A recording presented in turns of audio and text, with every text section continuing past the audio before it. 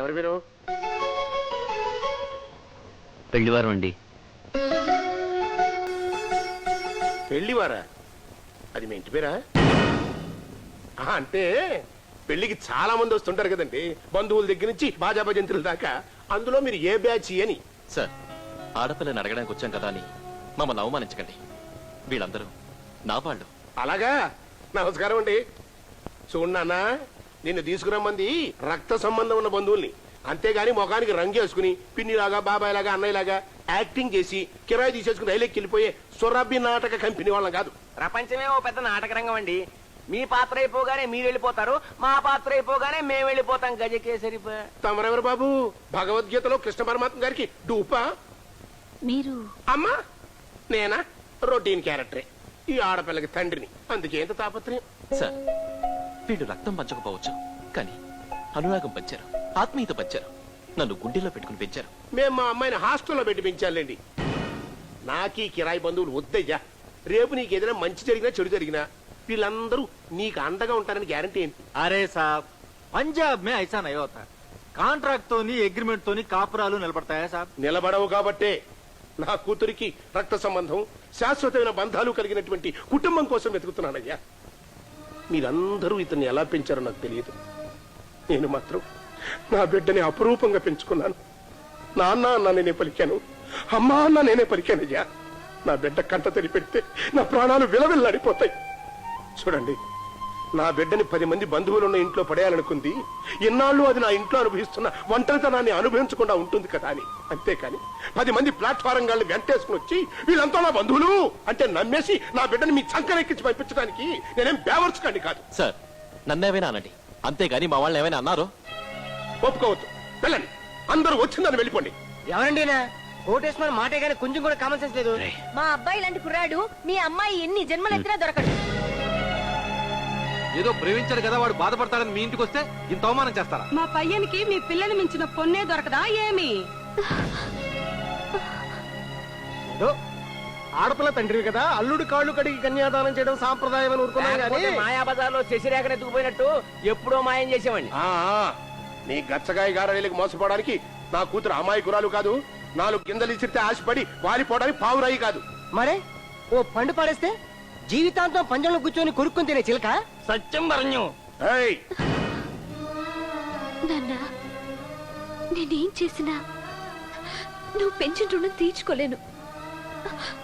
అలానే ప్రేమించిన వాణ్ణి వదులుకోలేను. ప్రేమించిన ఏ ఆడపిల్లకైనా ఈ బాధ తప్పదేమో. ఇంతకాలం నేనేమి అడగలేదు, అన్నీ నువ్వే ఇచ్చావు. కానీ ఇప్పుడు అడుగుతున్నాను, నాకు చంటి కావాలి.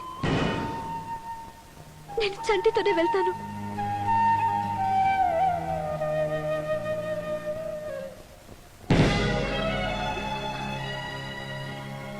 పదండి వెళ్దాం.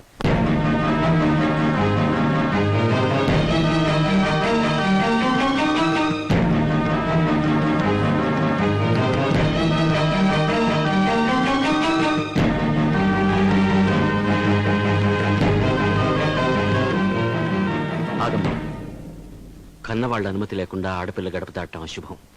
వద్దు. కూతురు అత్తారింటికి వెళ్ళిపోతోందని కన్నవారి కళ్ళు చెమర్చాలి, కానీ తమని అనాథాలు చేసి వెళ్ళిపోతున్నందుకు వాళ్ళ కళ్ళు చెమర్చకూడదమ్మా. అది నీకు మంచిది కాదు. నా మాట విను. దా.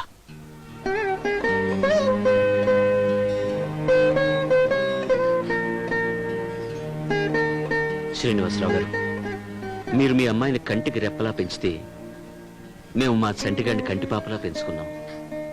పిల్లలపై కన్నవాళ్ళు ఎన్ని ఆశలు పెట్టుకుంటారో పిల్లలు కనకపోయినా మాకు తెలుసండి. మీ సంపూర్ణమైనటువంటి అంగీకారం తెలిపిన తర్వాతే మీ అమ్మాయి మహాలక్ష్మిలా మా ఇంట్లో కాలు పెడుతుంది.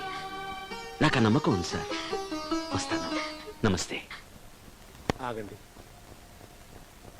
ఇవాళ మీరు ఈ పిల్లల మీద చూపించిన ప్రేమకి, నాకిచ్చిన గౌరవానికి నేను ముక్తుడైపోయాను. నిజమే, నేను ఎన్ని జన్మలు ఎత్తినా నాకు మీలాంటి మంచి వాళ్ళు దొరకరు.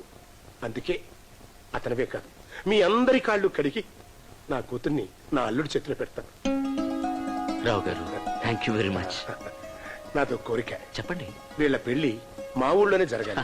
అది 5 రోజులు రంగరంగ వైభవంగా జరగాలి. మీరందరూ దగ్గరుండి దాన్ని జరిపించాలి. అంతే. అంతేముంది, తప్పకుండా జరిపిస్తాం. గజకేసరి పా. పదండ్రా, వర్షం వచ్చేస్తుంది. జాగ్రత్తగా వెళ్ళండి.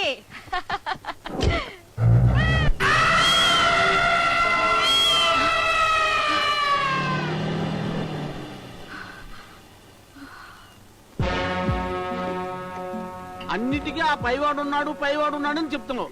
అసలు ఆ పైవాడు ఏ పరిస్థితిలో ఉన్నాడో చూసారా? చూడండి.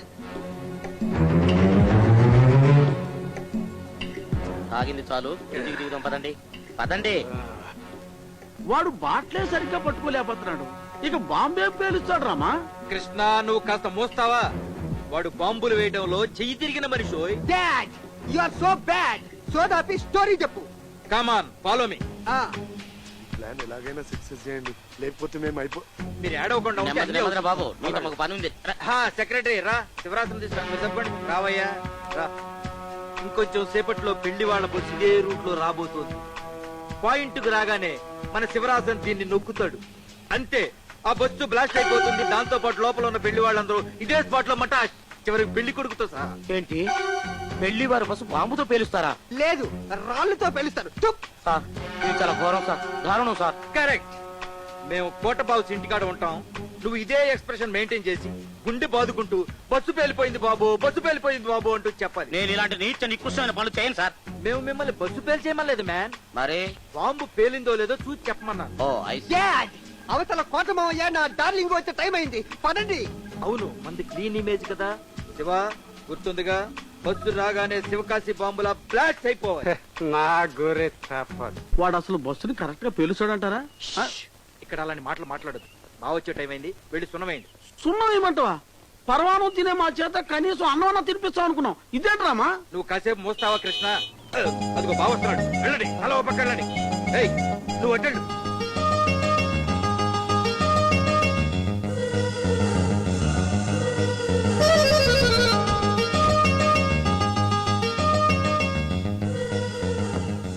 ఏంటి బా, నువ్వు సున్నం వేస్తున్నావేటి?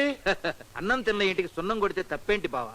కన్న వేస్తే తప్పు గాని ఆ, ఏర్పాట్లు ఎంత వరకు వచ్చినట్టు? అన్ని ఏర్పాట్లు ఘనంగా చేశాం బావా.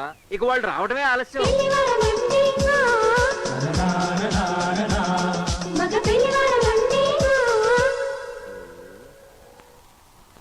రామచంద్ర నాయన,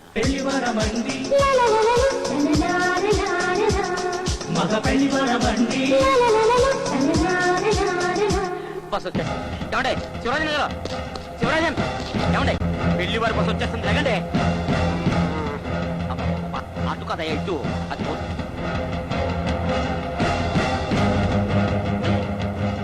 అందుకని బస్సు పాయింట్కి వస్తుందయ్యా, లేవు. బస్సు వచ్చేసిందయ్యా, పేర్చు.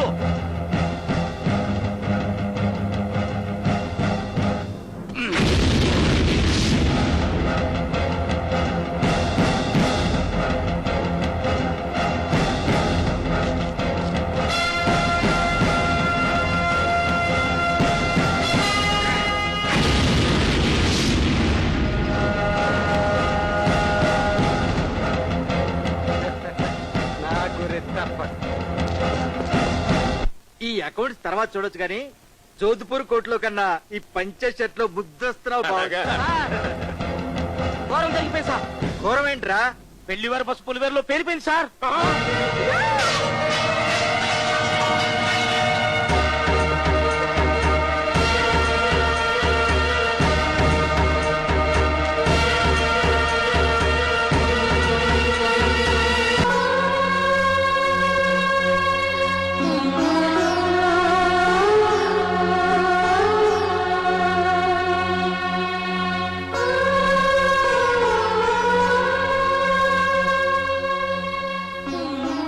ఏంటి బావా, పెద్దవాళ్ళ మనమే ఎలా ఉంటే చిన్నపిల్ల దాన్ని ఓదార్చేది ఎవరు? మావయ్య, ఇలా జరుగుతుందని మనం ఏమైనా కలగన్నావా? అయ్యా, ఇలాంటి సమయంలో చెబుతున్నానని ఏమీ అనుకోవద్దు. ఇలాంటి ముహూర్తం 12 సంవత్సరాలకి ఒక్కసారి మాత్రమే వస్తుంది. అందుకని మీరు మరోలో భావించకుండా ఇదే ముహూర్తానికి మీ మేనలుడితో ఈ పెళ్లి జరిపిస్తే బాగుంటుందని నా అభిప్రాయం. పంతులు గారు, మీకేమైనా బుద్ధి ఉందా?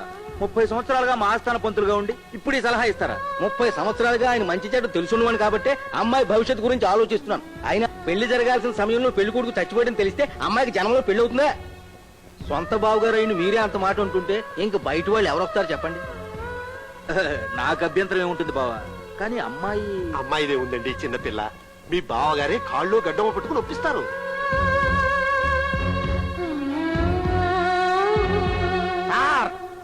ఏంట్రా? పెళ్లి వారి బస్సు వచ్చేస్తుందండి. అలాగా?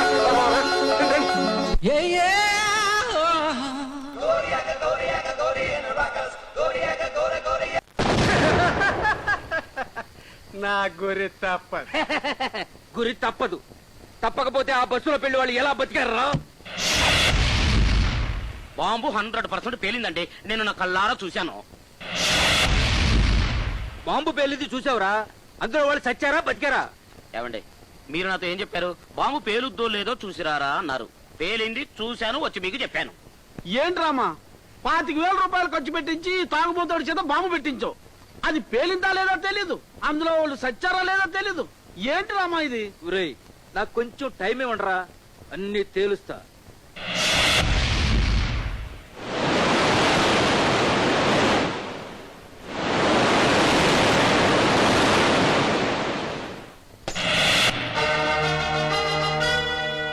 ఏమిటి ఆవేశం? లేకపోతే మనల్నే చంపాలని ప్లాన్ చేస్తారా? వాళ్ళ తలకాయలతో ఈ పెళ్లి పందిరికి తోరణాలు కడతాను. గతికే సరిపా. ఎన్నది ఇది? మనం పరించి చంటివాడి కళ్యాణం చేసేదానికి ఇల్లులో పెళ్లి భోజనం తింటున్నాం కదా అని కూరలో కరివేపాకు ఏరి పారేకుండా ఉంటావా? పంజాబ్ మేసన యువత తలవర్ష ముక్కలు ముక్కలుగా నరకవాలా? నువ్వు నోరు పోయిరా సింగు, నీ ఆవేశం దొంగలతోలా.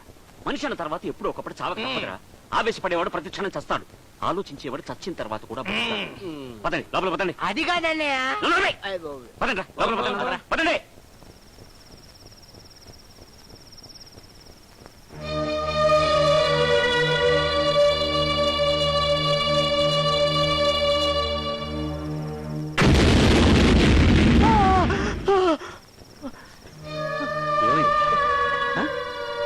బస్సు బస్సు కాస్త మంచి వాడికి. రే తల్వార్ ఎక్కడా? పట్టా పంజాబ్ మేసన అవుతా. రే ఇది పంజాబ్ కాదు, ఆంధ్రప్రదేశ్. నీ ఆవేశం తగ్గించి ఆ టర్పం తీసి పడుకో. రే నాన్న, జరిగిందంతా పేడుకలు అనుకుని కళ్ళు మూసుకొని పడుకో. జరగలవని పడుకొని పడుకో.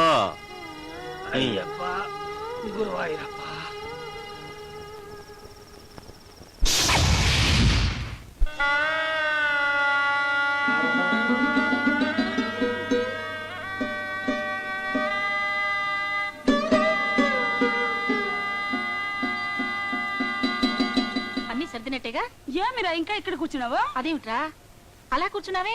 వ్రతానికి టైం అవుతుంది, లే వెళదాం. మనకు అదృష్టం లేదక్క. వాడు స్వార్థం కోసం మనల్ని అందరిని చంపేశాడు. దయ్యాలకి పూజలు చేసే భాగ్యం లేదు. నీకేమైనా పిచ్చెక్కిందట? మనం చచ్చిపోయిన సంగతి బయట ఎక్కడ మాట్లాడదని చెప్పానా? నీకేమైనా బుద్ధుందా? వాగతో ఆగడం కదా అన్నయ్య.